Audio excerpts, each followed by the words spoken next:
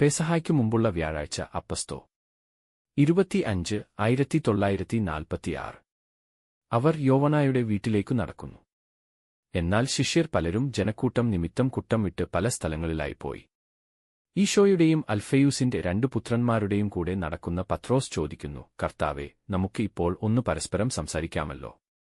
കഴിഞ്ഞ രാത്രി മുതൽ ഞാൻ ചിന്തിക്കുന്ന ഒരു കാര്യത്തെക്കുറിച്ച് നീ എന്നോട് പറയാമോ? മൻ തീർച്ചയായും കാര്യം പറയൂ. ഞാൻ ഉത്തരം നൽകാം. നീ അന്റിഗോണിയായിലുള്ള ജോണിനു നൽകിയ ആ വലിയ കൃപയെക്കുറിച്ച് കഴിഞ്ഞ രാത്രി മുതൽ ഞാൻ ചിന്തിക്കുകയായിരുന്നു. അത് വാസ്തവത്തിൽ ഒരു വലിയ അനുഗ്രഹമായിരുന്നു എന്ന് നിനക്കറിയാമല്ലോ. അവനു മാത്രം നൽകിയ പ്രത്യേകമായ ഒരനുഗ്രഹം. എന്നാലും സിന്ധിക്കിനും അതിനർഹതയുണ്ട്. പിന്നെ നിന്നെ കാണാൻ അർഹതയുള്ള നല്ലയാളുകൾ ധാരാളം വേറെയുമുണ്ട്. എന്നാൽ അവർ നിന്റെ അടുത്തായിരിക്കുമ്പോൾ മാത്രമേ നിന്നെ കാണുന്നുള്ളൂ. ഉദാഹരണത്തിന്, നീ ഞങ്ങളെ ലോകത്തിലേക്കു അയച്ചപ്പോൾ നീ ഞങ്ങളുടെ അടുത്തു വന്നിരുന്നെങ്കിൽ അത് ഞങ്ങൾക്ക് എത്ര വലിയ ആശ്വാസമാകുമായിരുന്നു. പിന്നെയും ഞങ്ങൾക്കും സംശയങ്ങൾ ഉണ്ടായിരുന്ന പല അവസരങ്ങളിലും നിന്റെ ഒരു വാക്കുമതിയായിരുന്നു സംശയം തീർക്കാൻ. എന്നാൽ നീ ഞങ്ങൾക്ക് ഒരിക്കലും പ്രത്യക്ഷനാകുന്നില്ല. എന്തുകൊണ്ടാണ് ഈ വ്യത്യാസം? ഉപസംഹാരമായി ഞാൻ ചോദിക്കട്ടെ, എന്റെ പ്രിയപ്പെട്ട സൈമൺ, നിനക്ക് ചെറിയ അസൂയല്ലേ? അല്പം. പക്ഷേ ആകട്ടെ, എനിക്ക് 3 കാര്യങ്ങളാണ് അറിയേണ്ടത്. എന്തുകൊണ്ടാണ് എൻഡോറിലെ ജോണിന് അത് കൊടുത്തത്? അവന് മാത്രമേ കൊടുത്തിട്ടുള്ളോ? ഒരു ദിവസം ഞങ്ങൾക്ക് ഇത് നൽകുമോ? ഉദാഹരണത്തിന്, ഞാൻ എങ്ങനെ പെരുമാറണമെന്ന് പറഞ്ഞുതരാൻ നീ അത്ഭുതകരമായി എനിക്കു പ്രത്യക്ഷപ്പെടുമോ? ഇതാണ് എന്റെ മറുപടി. ജോണിന് ഈ കൃപ നൽകിയിരിക്കുന്നതിന്റെ കാരണം വളരെ നല്ല മനസ്സുള്ളവനാണ്. എന്നാൽ അവന്റെ ഭൂതകാല സാഹസികതകൾ നിമിത്തം അവന് ചില ബലഹീനതകളുണ്ട്. അവ അധികവും ശാരീരികമാണ്. അവ ദൈവത്തിനായി അവൻ പണിതുയർത്തിയ ഭവനത്തിന്, ദൈവത്തിലേക്കുള്ള അവന്റെ ഉയർച്ചയ്ക്ക് ഹാനി വരുത്തുവാൻ പാടുണ്ട്.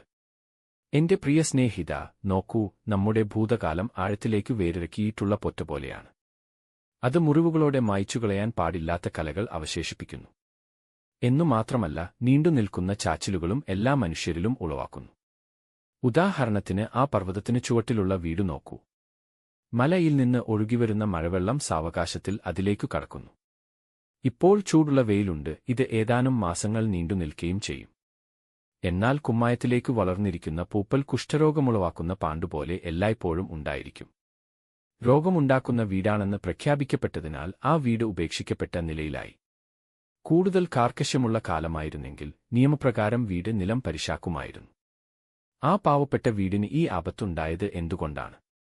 അതിനു ചുറ്റും വെള്ള കെട്ടി നിൽക്കാതിരിക്കാൻ കുഴികളെടുത്തിരുന്നില്ല. പർവ്വതത്തിന്റെ വശത്തുകൂടെ വരുന്ന വെള്ളം മാറ്റിവിടാൻ ശ്രദ്ധിച്ചില്ല. വീട് ഇപ്പോൾ കാഴ്ചയ്ക്ക് വ്യക്തിമകളാണെന്നു മാത്രമല്ല, ഈർപ്പം കൊണ്ട് ബലമില്ലാത്തതുമായ ഈ സന്മനസ്സുള്ള ഒരു മനുഷ്യൻ ഇതെല്ലാം മനസ്സിലാക്കി നന്നാക്കിയിരുന്നെങ്കിൽ ഭിത്തി ചുരണ്ടി കേടായ ഇഷ്ടികകൾ മാറ്റി പുതിയവ വച്ച് ആ വീട് ഉപയോഗപ്രദമാകുമായിരുന്നു. എന്നാൽ ഈ വീട് ഇപ്രകാരമുള്ള ബലക്ഷയത്തിന് എപ്പോഴും വിധേയമാണ്. ഒരു ഭൂകമ്പമുണ്ടായാൽ ആദ്യം വീഴുന്നത് ഈ വീടായിരിക്കും. ജോണിയിലേക്ക് ലോകത്തിന്റെ വിഷമുള്ള തിന്മകൾ അനേക വർഷങ്ങൾ കടന്നു ചെന്നിരുന്നു. അവന്റെ മൻശക്തി കൊണ്ട് വീണ്ടും സജീവമായ അവന്റെ ആത്മാവിൽ നിന്ന് അവയെ ഛേദിച്ചുകളഞ്ഞു. എന്നാൽ അവന്റെ മാംസത്തിൽ, അധമാംശത്തിൽ ബലഹീനതകൾ ഇപ്പോഴും നിലനിൽക്കുന്നു. അവന്റെ മാംസം അതിന്റെ പ്രവണതകളെ ലോകത്തിന്റെ രീതികളുമായി കൂട്ടിയിണക്കി കൊടുങ്കാറ്റടിച്ചുവിടും. അവൻ അഹം കുലുങ്ങാൻ കാരണമാകുകയും ചെയ്യും. ജോൺ സംഭവിച്ചവ എല്ലാം നിമിത്തം ജോണിന്റെ ഭൂതകാല ചെയ്തികളിലെ എത്ര അംശങ്ങൾ നീക്കപ്പെട്ടിട്ടുണ്ട്. എതിർത്തു നിൽക്കാനും ശുദ്ധീകരിക്കാനും വീണ്ടും ഉണർന്നുവരുന്ന ഭൂതകാല പ്രവണതകളെ ജയിക്കാനും ഞാൻ അവനെ സഹായിക്കുന്നുണ്ട്. വളരെ കൈപ്പേറിയ അവന്റെ സഹനത്തിൽ ആശ്വാസം പകരാൻ ഞാൻ കഴിവതും ശ്രമിക്കുകയാണ്. കാരണം അവൻ അർഹിക്കുന്നു. ലോകത്തിന്റേതായ സകല ദുഷ്ടതയും അവനെ ആക്രമിക്കുന്ന സമയത്തും പരിശുദ്ധമായ ഒരു മനസ്സിനെ സഹായിക്കുന്നത് നീതിയുക്തമാണ്. നിനക്കു ബോധ്യമായോ? ഉവ്വ് ഗുരുവേ, എനിക്ക് ബോധ്യമായി. നീ അവനു മാത്രമേ പ്രത്യക്ഷനാകുകയുള്ളോ? മുകളിലേക്ക് അപ്പന്റെ മുഖത്തേക്കു നോക്കി നിൽക്കുന്ന ഒരു കൊച്ചുകുട്ടിയെപ്പോലെ പത്രോസ് തന്നെ നോക്കി നിൽക്കുന്നതുകണ്ട് ഈശോ പുഞ്ചിരി തൂകുന്നു. മറുപടി: അവനു മാത്രമല്ല, വിദൂരങ്ങളിൽ ഓരോരുത്തരായി കഠിനാധ്വാനം ചെയ്ത് വിശുദ്ധിയെ പടുത്തുയർത്തുന്നവർക്കും പ്രത്യക്ഷനാകും. അതാരെല്ലാമാണ്? അതറിയേണ്ട ആവശ്യമില്ല. അൽഫെയൂസിന്റെ മകൻ ജെയിംസും ചോദിക്കുന്നു. ഉദാഹരണത്തിന്, ഞങ്ങൾ ഒറ്റക്കായി കഴിയുമ്പോൾ ലോകം എങ്ങനെയെല്ലാമായിരിക്കും ഞങ്ങളെ പീഡിപ്പിക്കുക എന്ന് ആർക്കറിയാം? നിന്റെ സാന്നിധ്യം കൊണ്ട് നീ ഞങ്ങളെ സഹായിക്കുമോ? നിങ്ങൾക്ക് പാരക്ലേത്തായുണ്ടായിരിക്കും. അവന്റെ പ്രകാശത്തോ വെതടുകൂടെ. ശരി. പക്ഷേ എനിക്ക് അവനെ അറിഞ്ഞുകൂടാ. എനിക്ക് തോന്നുന്നത് അവനെ ഒരിക്കലും എനിക്ക് മനസ്സിലാകയില്ലെന്നാണ്. നേരെമറിച്ച് നിന്റെ കാര്യം എനിക്ക് പറയാം. ഓ, ഗുരു ഇവിടെയുണ്ട്, അല്ലെങ്കിൽ നീ ആണെന്ന് മനസ്സിലാക്കിക്കൊണ്ട് ഞാൻ എന്താണ് ചെയ്യേണ്ടതെന്ന് നിന്നോട് ഞാൻ ചോദിക്കും. എന്നാൽ പാരക്ലേത്ത, സാധുവായ ഒരു മുക്കുവൻ, അത് കുറെ അധികം ഉയരത്തിലാണ്. അവന്റെ ഭാഷ എത്ര വിഷമമുള്ളതായിരിക്കും, അവൻ എത്ര ഭാരം കുറഞ്ഞവൻ, കടന്നുപോകുന്ന കാറ്റുപോലെ. അത് ആരു കാണും? മരത്തലേനായ എനിക്ക് അത് മനസ്സിലാകണമെങ്കിൽ വല്ലാതെ കുലുക്കി ഉച്ചത്തിൽ പറഞ്ഞെങ്കിലേ സാധിക്കുകയുള്ളൂ. എന്നാൽ നീ പ്രത്യക്ഷനാക്കുന്നെങ്കിൽ ഞാൻ നിന്നെ മനസ്സിലാക്കും. അതിനാൽ എന്നോട് വാക്കു പറയൂ. അല്ല, ഞങ്ങളോട് വാക്കു പറയൂ. ഞങ്ങൾക്കും നീ പ്രത്യക്ഷനാകുമെന്ന്. എന്നാൽ നീ ആയിരിക്കുന്നതുപോലെ തന്നെയാകണം. ശരീരത്തോടുകൂടെ അങ്ങനെ നിന്നെ നന്നായി കാണാനും കേൾക്കാനും ഇടയാകട്ടെ. ഞാൻ വരുന്നത് നിങ്ങളെ ശകാരിക്കാനാണെങ്കിലോ? അതു സാരമില്ല, കുറഞ്ഞപക്ഷം നിങ്ങൾ രണ്ടുപേരെങ്കിലും സമ്മതിച്ചില്ലേ? എന്തു ചെയ്യണമെന്ന് അറിയുകയെങ്കിലും ചെയ്യാമല്ലോ. അൽഫേയൂസിന്റെ പുത്രന്മാർ രണ്ടുപേരും തലകുലുക്കി സമ്മതിച്ചു. ശരി, ഞാൻ നിങ്ങളോട് വാഗ്ദാനം ചെയ്യുന്നു. എന്നാലും എന്നെ വിശ്വസിക്കൂ. പാരക്ലേത്തായെ നിങ്ങളുടെ ആത്മാക്കൾ മനസ്സിലാക്കാനിടയാകും. എന്നാൽ ഞാൻ വന്ന് നിങ്ങളോട് പറയും, ജെയിംസ്, ഇതും അതും ചെയ്യുക. ഷെമിയോൻ പത്രോസ്, നീ ആ ചെയ്യുന്നതു ശരിയല്ല. യൂദാസ്, ഇതോ അതോ ചെയ്യാൻ നിന്നെ തന്നെ ബലപ്പെടുത്തുക. ഓ, വളരെ നന്നായി. ഇപ്പോൾ എനിക്ക് ആശ്വാസമുണ്ട്. എന്നിട്ട് പല പ്രാവശ്യം വരണം. ഇത് നീ ഓർത്തിരിക്കണം. കാരണം ഞാൻ വഴി തെറ്റിപ്പോയ ഒരു കുട്ടിയെപ്പോലെ കരയുകയും തെറ്റുതന്നെ ചെയ്യുകയും ആയിരിക്കും. പത്രോസ് യഥാർത്ഥത്തിൽ കരയാൻ തുടങ്ങുന്നു. യൂദാസ് തദ്ദേവൂസ് ചോദിക്കുന്നു, ഇത് എല്ലാവർക്കും വേണ്ടി? അത് അപ്രകാരമാകട്ടെ. ഓ, സൈമണിന്റെ മേരി, നീ എപ്പോഴാണ് വന്നത്? ഇപ്പോൾ വന്നതേയുള്ളൂ. എന്റെ ബന്ധുവായ അനനിയാസിന്റെ കൂടെയാണ് വന്നത്. കർത്താവേ, ഞാനും നിന്നെ അന്വേഷിക്കുകയായിരുന്നു. എനിക്കറിയാം നീ വരണമെന്നു പറയാൻ യൂദാസിനെ ഞാൻ അയച്ചിരുന്നു. അവൻ വന്നില്ലേ? യൂദാസിന്റെ അമ്മ തല കുനിച്ചുകൊണ്ട് നേരിയ സ്വരത്തിൽ പറയുന്നു. അവൻ പോയ ഉടനെ വീട്ടിൽ നിന്നിറങ്ങി. എന്നിട്ട് ഗത്സേമനിയിലേക്ക് പോയി. എന്നാൽ നീ അതിനു മുൻപേ അവിടെ നിന്നു പോയിരുന്നു. ഞാൻ പിന്നെ ദൈവാലയത്തിലേക്ക് ഓടി. ഇപ്പോൾ നിന്നെ കണ്ടു. ഈ കുട്ടി പറയുന്നതു കേൾക്കാൻ തക്കവിധത്തിൽ ഇവിടെ എത്താൻ ഇടയായല്ലോ. അവൾ ഒരമ്മയാണ്, വളരെ സന്തോഷവതിയും. ഓ, അവൾ പറഞ്ഞതുപോലെ പറയാൻ കർത്താവേ, എനിക്കും കഴിഞ്ഞിരുന്നെങ്കിൽ. നവജാതൻ യൂദാസിനെക്കുറിച്ച്. വളരെ ശാന്തനായ ഈ ആട്ടിൻകുട്ടികളെപ്പോലെ കരഞ്ഞുകൊണ്ട് ബലിക്കായി നയിക്കപ്പെടുന്ന ആട്ടിൻകുട്ടികളെ അവൾ ചൂണ്ടിക്കാണിക്കുന്നു. കണ്ണീരുമറയ്ക്കാൻ മേലങ്കിക്കൊണ്ട് അവൾ പുതച്ചു മൂടുകയാണ്. അമ്മേ, എന്റെ കൂടെ വരൂ. നമുക്ക് യോവന്നായുടെ വീട്ടിൽ വെച്ച് സംസാരിക്കാം. ശരിയായ സ്ഥലം ഇതല്ല. ശിഷ്യകൾ യൂദാസിന്റെ അമ്മയെ അവരുടെ കൂടെ ചേർത്തു. അവളുടെ ബന്ധുവായ അനനിയാസ് ശിഷ്യന്മാരുടെ കൂടെയും കൂടി. ഡോർക്കാസും അവളുടെ അമ്മായിയമ്മയും ശിഷ്യകളുടെ ഗണത്തിൽ ചേർന്നു. ആ കുഞ്ഞിനെ താലോലിച്ച് അൽഫേയൂസിന്റെ മേരിയും സലോമിയും സന്തോഷിക്കുന്നു. പുറത്തേക്കുള്ള വാതിലിലേക്ക് അവർ പോകുകയാണ്. എന്നാൽ അവിടെ എത്തുന്നതിനു മുൻപ് ഒരു റോമൻ അടിമ യോവാന്നായുടെ പക്കൽ മെഴുകിട്ട ഒരു എഴുത്തുപലക കൊണ്ടുവന്നു. അത് വായിച്ച ശേഷം അവൾ മറുപടി കൊടുക്കുന്നു. ശരി, അങ്ങനെയാകട്ടെ എന്നു പറയൂ. ഇന്നുച്ച കഴിഞ്ഞ് എന്റെ വീട്ടിൽ. പിന്നെയുണ്ടായത് ജായിയായുടെയും അവന്റെ അമ്മയുടെയും സന്തോഷത്തോടെയുള്ള വിളിച്ചുപറച്ചിലാണ്. അവൻ ഇതാ ഇവിടെ. പ്രകാശദാതാവ് അവനാണ്. ദൈവത്തിന്റെ പ്രകാശമേ, നീ അനുഗ്രഹീതനാകട്ടെ. ഈ സന്തോഷത്താൽ പ്രകാശിതരായ അവർ സാഷ്ടാംഗം പ്രണമിക്കുന്നു. ആളുകൾ ചുറ്റും കൂടി കാര്യം ഗ്രഹിച്ച് വിസ്മയിക്കുകയും സ്തുതിക്കുകയും ചെയ്യുന്നുണ്ട്. തീർച്ചയായും ഇല്ല, കസേരയുടെ പുറകിൽ കയറുന്നത് അപകടമാണെന്നും മട്ടുപ്പാവിൽ നിന്ന് പൈപ്പ് വഴി ഊർന്നിറങ്ങുന്നതുമാണെന്നും അത്തിമരത്തിന്റെ കമ്പിൽ നിന്ന് പക്ഷിയെപ്പോലെ പറന്ന് വീട്ടിനകത്തേക്കു കയറാൻ ശ്രമിക്കുന്നത് വിഡ്ഢിത്തമാണെന്നും എനിക്കറിയാം. എന്നാൽ കുട്ടിയായിരുന്നപ്പോൾ ഇതൊന്നും അറിവനു കൂടായിരുന്നു. അന്ന് മരിച്ചുപോകാതിരുന്നത് ഒരു രഹസ്യം തന്നെയാണ്. എന്നാൽ അല്പാൽപമായി എന്റെ കാലുകൾ ശരിയായി ഉപയോഗിക്കാനും തലച്ചോർ ഉപയോഗിക്കാനും ഞാൻ പഠിച്ചു. അപ്പോൾ നിനക്കു കാലുകളും തലച്ചോറും തന്ന ദൈവം നിനക്ക് നന്മയാണ് ചെയ്തത്. തന്നെത്താൻ പഠിക്കുന്നതിന് നിന്നെ അനുവദിച്ച നിന്റെ അമ്മയും നിനക്കു നന്മയാണ് ചെയ്തത്. തീർച്ചയായും ദൈവവും ആത്മാക്കളോട് ഇങ്ങനെയാണ് വർത്തിക്കുക. അവൻ അവർക്ക് ദാനങ്ങൾ നൽകുന്നു. അവൻ ഒരു നല്ല അമ്മയെപ്പോലെ അവർക്ക് മുന്നറിയിപ്പ് നൽകി അവരെ പഠിപ്പിക്കുന്നു. എന്നാലും ആ ദാനങ്ങൾ എങ്ങനെ ഉപയോഗപ്പെടുത്തണമെന്ന് ഓരോരുത്തനും തനിയെ ചിന്തിക്കണം. ഒരുവൻ മഠേനാണെങ്കിലോ? ദൈവം മഠേന്മാർക്ക് ദാനങ്ങൾ കൊടുക്കയില്ല. അവർ ദുഃഖിതരായതിനാൽ അവൻ അവരെ സ്നേഹിക്കുന്നുണ്ട്. എന്നാൽ അവർക്ക് ഗ്രഹിക്കാൻ കഴിയാത്ത ദാനങ്ങൾ കൊടുക്കയില്ല. എന്നാൽ അവർക്ക് കൊടുത്തെന്നും അവർ അതു തെറ്റായി ഉപയോഗിച്ചെന്നും സങ്കൽപ്പിക്കുക. അപ്പോഴോ അവർ ആയിരിക്കുന്ന വിധത്തിൽ തന്നെ ദൈവം അവരോട് വർത്തിക്കും. കഴിവില്ലാത്ത ആളുകൾ. അതിനാൽ അവർക്ക് ഉത്തരവാദിത്വമില്ല, അവരെ അവൻ വിധിക്കയില്ല. ദാനങ്ങൾ കിട്ടിയപ്പോൾ ബുദ്ധിയുണ്ടായിരുന്നു, എന്നാൽ പിന്നീട് ഭോഷനും ഭ്രാന്തനുമായി മാറ്റം വന്നത് രോഗം നിമിത്തമാണെങ്കിൽ ദാനം ഉപയോഗിക്കാത്തതിൽ തെറ്റില്ല. എന്നാൽ ഞങ്ങളിലൊരാൾ, ഉദാഹരണത്തിന് ജോസിയായുടെ മകൻ മാർക്ക്, അല്ലെങ്കിൽ വേറെ ആരെങ്കിലും, ആ കേസിൽ അവൻ ജനിക്കാതിരുന്നെങ്കിൽ അവൻ നന്നായിരുന്നു. എന്നാൽ അങ്ങനെയാണ് നല്ലവരെ ദുഷ്ടരിൽ നിന്നും വേർതിരിക്കുന്നത്. വേദനയുള്ള എന്നാൽ നീതിയായിട്ടുള്ള പ്രവർത്തനം. നിങ്ങളുടെ രസകരമായ സംഭാഷണത്തിന്റെ വിഷയം എന്താണ്? അത് ഞങ്ങളെ സംബന്ധിക്കുന്നതല്ലേ? മറ്റുള്ള അപ്പസ്തോലന്മാർ ചേച്ചാദിക്കുന്നു.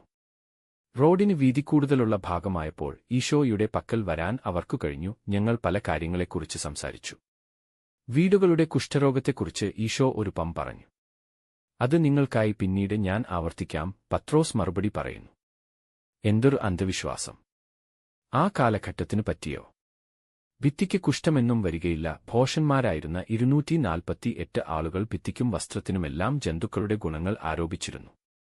യുക്തിഹീനമായ സിദ്ധാന്തങ്ങൾ നമ്മെ അപഹാസ്യമാക്കുന്നു. കറിയോത്തുകാരൻ അവന്റെ പാണ്ഡിത്യം എടുത്തു കാണിച്ചുകൊണ്ട് അഭിപ്രായപ്പെടുന്നു. യൂദാസേ, നീ പറയുന്നതുപോലെ അത്ര കൃത്യമായിട്ട് അങ്ങനെയൊന്നും ആയിരുന്നില്ല. അന്നത്തെ മനസ്ഥിതിക്കു ചേരുന്ന ഭാവനാസൃഷ്ടിയുടെ മറവിൽ അവർ ഒരു കാര്യം നേടി: വിശുദ്ധമായ ദീർഘവീക്ഷണം. പഴയ ഇസ്രായേലിനെ മറ്റനവധി പഠനങ്ങൾ പോലെ ജനങ്ങളുടെ ആരോഗ്യത്തെ സംരക്ഷിക്കാനുള്ള പ്രമാണങ്ങൾ. നിയമനിർമ്മാതാക്കളുടെ ചുമതലയാണ് ജനങ്ങളുടെ ആരോഗ്യം സംരക്ഷിക്കുക എന്നത്. ജനങ്ങൾ ദൈവത്തിന്റെ സൃഷ്ടികളായതിനാൽ ആ പ്രവൃത്തി ദൈവത്തെ ബഹുമാനിക്കുകയും ശുശ്രൂഷിക്കുകയും ചെയ്യുന്നു. നമ്മൾ മൃഗങ്ങളെയും ചെടികളെയും അവഗണിക്കാത്തതുപോലെ മനുഷ്യരെയും അവഗണിക്കാൻ പാടില്ല. കുഷ്ഠരോഗം ബാധിച്ച വീടുകൾ എന്നു പറയുന്നത് മനുഷ്യശരീരത്തിന് ബാധിക്കുന്നതുപോലെയുള്ള കുഷ്ഠമല്ല. വീടിന്റെ സ്ഥാനത്തിന്റെയും പണിയുടെയും കുറ്റങ്ങൾ ഉണ്ടാകാം. അതിനാൽ അവ ആരോഗ്യത്തിനു ഹാനി വരുത്തുന്നവയാക്കും. ഭിത്തിയുടെ കുഷ്ഠം എന്നു വിളിക്കപ്പെടുന്ന പാണ്ടുകൾ ഭിത്തിയിൽ കാണാറാകും. ദീർഘകാലമാകുമ്പോൾ ആരോഗ്യഹാനി മാത്രമല്ല, അവ വേഗം വീണുപോക്കാൻ പാടുള്ളതിനാൽ ജീവഹാനിയും സംഭവിക്കാൻ ഇടയാക്കും. അതിനാൽ ശരിയായിട്ടുള്ളവ നിയമം നിർദ്ദേശിക്കുന്നു. അപ്രകാരമുള്ള വീടുകൾ ഉപേക്ഷിക്കപ്പെടണം, പുനരുദ്ധരിക്കണം. കേടുപാടുകൾ നീക്കിയ ശേഷവും രോഗലക്ഷണങ്ങൾ കാണിക്കുന്നെങ്കിൽ പൊളിച്ചുകളയണം എന്ന് നിയമം അനുശാസിക്കുന്നു. അല്പം നനവ് എത്രയധികം ഉപദ്രവം ചെയ്യും! നെരിപ്പോടുവച്ച് ഉണക്കാനുള്ളതേയുള്ളൂ. അപ്പോൾ ഈർപ്പം പുറമെ കാണുകയില്ല, ആപത്ത് മുമ്പിലത്തേക്കാൾ വലുതായിരിക്കും. നനവ് ഉള്ളിലേക്ക് വലിഞ്ഞ് എല്ലാം തൂർപ്പിച്ച് ബലഹീനമാക്കും. ഒരു ദിവസം വീട് നിലം പൊത്തി അതിലുണ്ടായിരുന്നവരെയെല്ലാം കുഴിച്ചുമൂടുകയായിരിക്കും ചെയ്യുക. യൂദാസേ, യൂദാസേ, അവിവേകം കാണിക്കുന്നതിനേക്കാൾ നല്ലത് വളരെയേറെ സൂക്ഷ്മതയുള്ളവരായിരിക്കുന്നതാണ്. ഞാൻ ഒരു വീടല്ല, നീ നിന്റെ ആത്മാവിന്റെ വീടാണ്. തിന്മ നിന്റെ വീട്ടിലേക്ക് ഊർന്നിറങ്ങാതെ അതിനെ തകർത്ത് കഷ്ണങ്ങളാക്കാതെ സൂക്ഷിക്കുക. നിന്റെ ആത്മാവിന്റെ സുരക്ഷിതത്വത്തെക്കുറിച്ച് ജാഗ്രതയുള്ളവനായിരിക്കുക. നിങ്ങളെല്ലാവരും ജാഗ്രതയുള്ളവരായിരിക്കണം. ഗുരുവേ, ഞാൻ സൂക്ഷിച്ചുകൊള്ളാം. എന്നാൽ എന്നോട് സത്യം പറയണമേ. എന്റെ അമ്മയുടെ വാക്കുകൾ നിന്നെ ആഴമായി സ്പർശിച്ചിട്ടുണ്ടോ? അവൾക്കു രോഗമാണ്. അവൾ കാര്യങ്ങൾ ഭാവന ചെയ്യുന്നു. അവളെ ഞാൻ ചികിത്സിപ്പിക്കുകയാണ് വേണ്ടത്. ഗുരുവേ, എനിക്കുവേണ്ടി നീ അവളെ സുഖപ്പെടുത്തൂ, ഞാൻ അവളെ ആശ്വസിപ്പിക്കാം. എന്നാൽ അവളുടെ ഉൽക്കണ നീക്കി അവളെ സുഖപ്പെടുത്താൻ നിനക്കു മാത്രമേ കഴിയൂ. ഒരു കാര്യവും ഇല്ലാതെയാണ് അവൾ ആധിപിടിക്കുന്നത്. കർത്താവേ, എന്നെ വിശ്വസിക്കൂ. അതാണു ഭേദം യൂദാസേ, അതാണു ഭേദം. എന്നിരുന്നാലും കൂടുതൽ നീതിക്കായി പ്രവർത്തിച്ചുകൊണ്ട് അവളുടെ ഉൽക്കണ് പൂർണ്ണമായി നീക്കാൻ ശ്രമിക്കൂ. ഉത്കണ്ഠയുണ്ടെങ്കിൽ അതിന് ഒരു കാരണം കാണും. അതിന്റെ ഓർമ്മ പോലും നീ ഇല്ലാതാക്കുക. അപ്പോൾ നിന്റെ അമ്മയും ഞാനും നിന്നെ അനുഗ്രഹി. ഗുരുവേ, ഞാൻ ജോസിയായുടെ പുത്രന്മാർക്കുമായി കൂട്ടുപിടിക്കുമെന്നാണോ നിന്റെ ഭയം? എനിക്ക് ഒന്നിനെയും ഭയമില്ല. നല്ലത്. കാരണം ഞാൻ അവനെ ബോധ്യപ്പെടുത്താൻ ശ്രമിക്കുകയായിരുന്നു. അത് എന്റെ കടമയാണെന്ന് ഞാൻ കരുതുന്നു. ആരും അതു ചെയ്യുന്നില്ല. എന്നാൽ ആത്മാക്കളെക്കുറിച്ച് എനിക്ക് തീക്ഷ്ണതയുണ്ട്, നേരായിട്ടുമുണ്ട്. നിനക്ക് ഉപദ്രവമൊന്നും ഏൽക്കാതെ സൂക്ഷിക്കണം. പത്രോസ് നല്ല രീതിയിൽ പറയുന്നു. നീ എന്താ ഉദ്ദേശിക്കുന്നത്? ആക്രമം പോലെ യൂദാസിന്റെ ചോദ്യം.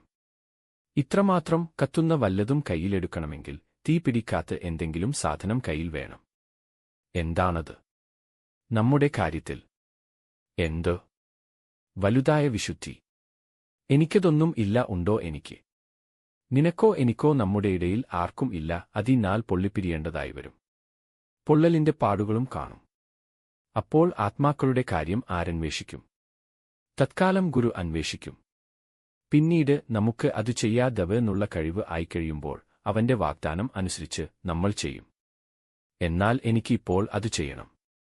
കർത്താവിനുവേണ്ടി ചെയ്യുന്ന വേലയ്ക്ക് ക്ലിപ്തസമയമില്ല, എത്ര നേരത്തെ വേണമെങ്കിലും ചെയ്യാം. ശരി, നീ പറഞ്ഞത് ശരിയാണെന്ന് എനിക്ക് തോന്നുന്നു. എന്നാൽ കർത്താവിനുവേണ്ടിയുള്ള വേല ആദ്യമേ നമ്മളിൽ തന്നെയാണ് ചെയ്യേണ്ടതെന്ന് തോന്നുന്നു. നമ്മളോട് തന്നെ വിശുദ്ധിയെക്കുറിച്ചു പ്രസംഗിക്കുന്നതിനു മുൻപ് മറ്റുള്ളവരോട് അത് പ്രസംഗിക്കുന്നത്. നീ സ്വാർത്ഥക്കാരനാണ്. ഒട്ടും അല്ല. അതെ, നീ തീർച്ചയായും സ്വാർത്ഥമതിയാ. അല്ല, ഞാൻ സ്വാർത്ഥമതിയല്ല. തർക്കമായി. ഈശോ ഇടപെടുന്നു. പത്രോസ് പറഞ്ഞത് അധികഭാഗവും ശരിയാണ്. നീ പറയുന്നതിലും കുറച്ചു സത്യമുണ്ട്. കാരണം യാഥാർത്ഥ്യങ്ങളെ അടിസ്ഥാനമാക്കിയാവണം പ്രസംഗം. ഞാൻ ചെയ്യുന്നത് നിങ്ങളും ചെയ്യുവിൻ, കാരണം അതു ശരിയാണ് എന്നു പറയണമെങ്കിൽ നിങ്ങൾ നിങ്ങളെ തന്നെ വിശുദ്ധീകരിക്കണം.